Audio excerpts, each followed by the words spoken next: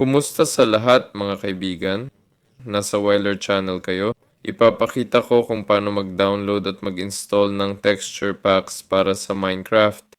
Una, alamin nyo kung anong version ng Minecraft meron kayo. Ako, 1.214 ang gamit ko. Para gumana ng maayos, piliin ang texture packs na angkop sa version nyo. Sige, maghanap tayo. Ito, halimbawa, i-download natin to, archive file to. Na-download na, hanapin natin. Buksan ang update folder, Minecraft folder, tapos ilagay ang resource pack doon.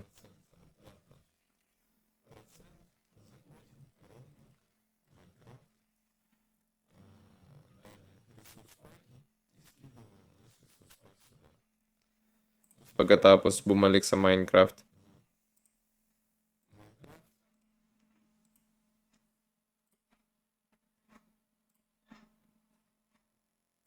Pagpasok sa Minecraft, pindutin ang escape, punta sa settings, resource packs. Makikita nyo dito yung na-download niyong pack. Luma nga lang to, pero pwede pa rin subukan. Yun lang. Salamat sa panonood. Like at subscribe kayo sa channel. Ako si Godik. Ingat kayo palagi at good luck sa lahat. Paalam.